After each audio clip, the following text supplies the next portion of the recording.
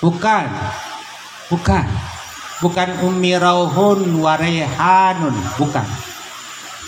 Tolong dipahami. Yang membuat NW dan NW ini Menteri Menhumkam. Menhumkam dihadirkan dua cucu Datuk Maulana Syekh kan, cucu malu yaitu yang mulia yang kita cintai Tuan Guru Bajang Zainul Majdi Doktor, kemudian Tuan Guru Zainuddin Sani Doktor juga di kantor Menhumkam. Mana Anda pilih? Pemerintah ikut campur tangan. Kalau saja pemerintah tidak ikut campur tangan, tidak akan ada NW dan NWDI. Mohon dipahami ya. Mohon anak-anakku pahami. Mohon. Pemerintah akhirnya dua cucunya beliau ini memilih saya NW, Tuan Guru Zainul Majdi NWDI. Ini Tuan Guru Bajang sehari semalam dia bercerita melalui Pak Hirzani dan saya ditelepon, saking beratnya mau menerima ini. Kalau dulu kan NW2, NW1 dan NW. Meriah nih Tuan Guru Bajang Dr. Zainul Majdi. Makanya tolong direkam baik-baik sejarah. Rekam baik-baik ya, supaya tidak menjadi fitnah. Meriang beliau. Saya merinding, meriang. Meriangnya kenapa? Apakah saya akan bikin organisasi baru? Sementara nini saya sudah mempunyai organisasi. Ini perlu dipahami. Jadi berangkat dari situ, anak-anakku saya yang banyak mendapat pelajaran bahwa muridku adalah keluargaku. Suatu contoh di hizib dimasukkan murid-muridnya, di wasiat dimasukkan. Jadi saya bilang semua keluarga kita di Jakarta ini. Nah, alhamdulillah beliau dua-duanya sudah menyadari. Makanya kalau ada yang ngomong begini ngomong begitu, saya bilang kalau saya kan karena murid yang bodoh, awam, dan terlalu banyak komentar, mang gua pikirin udah cukup. Saya selalu ngomong itu. Kenapa jawaban songong begitu? Karena saya merujuk, saya hanya kembali ke guru besar saya yang sudah memang langsung, bukan kata orang ke saya sendiri yang banyak dipesankan oleh beliau.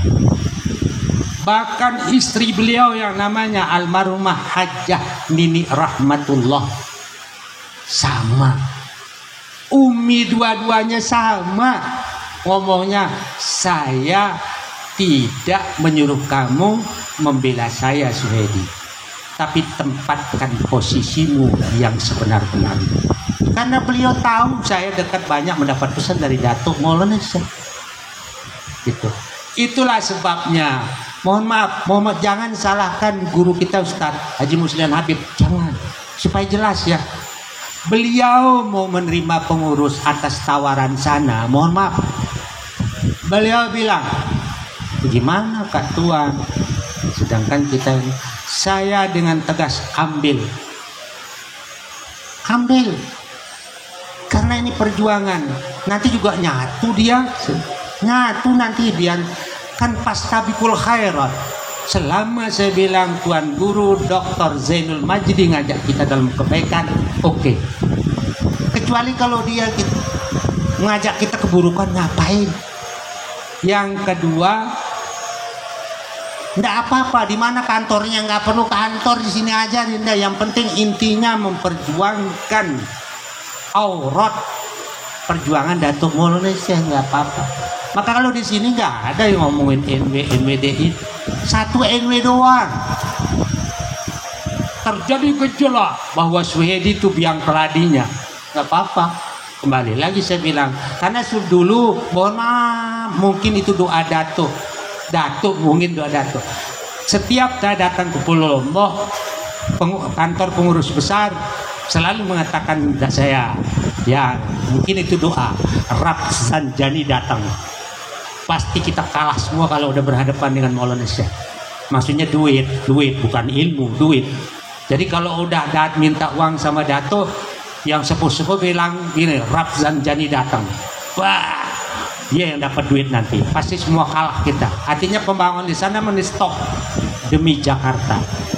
Oleh beliau demi Jakarta, hatta cucu pribadi beliau minta tetap Jakarta diutamakan. Nah, jadi negara yang punya keinginan ini, mohon maaf. Dan sekarang ini alhamdulillah sudah tidak ada ngomong ini. Dan kalau saya kan selalu bilang sama beliau-beliau, sama siapa aja datang Pulau Lombok, kan semua keluarga Datuk. Nah kemarin ada pertanyaannya Paman Suroji, mertuanya si Iqbal, dia ma'had dulu dan ma'had sekarang. Pertanyaannya ada satu, dia nangis begitu saya jawab. Dia bilang apa? Mohon maaf, ternyata dia bilang kita salah di Pulau Lombok. Ya saya murid Maulana Syekh yang bodoh. Apa yang saya sudah terima dari Dato ya itulah. Dan Jakarta kan tetap NW, nggak ada yang dirubah. Nggak ada yang dirubah. Pengajiannya NW, jamaah nyebutnya NW. Beliau berjuang di NW, memang orang NW. Hanya untuk sementara dalam rangka kedamaian, keamanan, ketentraman. Nah, azan.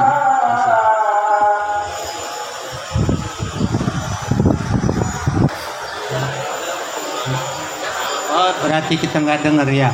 Saya tulisin itu. Clear, anak-anakku? Clear. Selama fastabiqul khairat. Bahkan istri saya menasihatin saya, mohon maaf. Ini ada istri saya. Dia bilang begini, kebetulan salah satu terahnya Datuk kan. Dia bilang begini, nasihatin saya, Katuan, bukan lambang itu yang masukkan kita surga, amal soleh kita yang masukin kita surga. Betul apa enggak anak-anakku? Bahkan dulu ada peristiwa loh, peristiwa almarhum guru kita, mudah-mudahan selamat dalam kubur, salah berfatwa Dinda, dan orangnya langsung ngomong ke saya pada waktu nginep di sini dulu, guru-guru kita. Dia ngomong di jamaah, kan sekarang apalagi ternyata pure juga sekarang. Nah, ternyata dulu pernah telat, kan sekarang banyak ceramah-ceramah guru-guru kalau ini. Nah beliau di pengajian begini, kalau meninggal, ini bawa azimat ini bawa azimat ini. Mungkar nakir, malaikat yang nanya dalam kubur itu tidak berani datang. Dato Maulana Syekh dapat laporan dari jamaah. Namanya Al-Makurlah Tuan Guru Haji Fihiruddin. Karena memang orator. Langsung dipanggil Maulana Syekh oleh Dato Maulana Syekh. Fihiruddin, orangnya cerita, mudah-mudahan selamat dalam kubur, mami kita kan sering gitu. Fihiruddin, itu salah etikatmu. Kalau bahasa sana etikat, akidah itu. Kenapa laporan jamaah kamu bilang bahwa zimat ini kalau meninggal bawa zimat di dalam kubur mungkar nakir, tidak berani datang, takut datang. Itu etikat orang Islam, rusak sama kamu. Mungkin kalau dia nggak tua, mungkin ditempelin sama Datuk Maulana. Azimat itu tidak bisa dibawa ke dalam kubur. Amal solehmu melalui perjuangan Nahdlatul Aton itu yang kamu bawa. Salah nggak? Guru kita kan nggak juga. Maka benar kata istri saya. Saya juga nasihatin anak saya.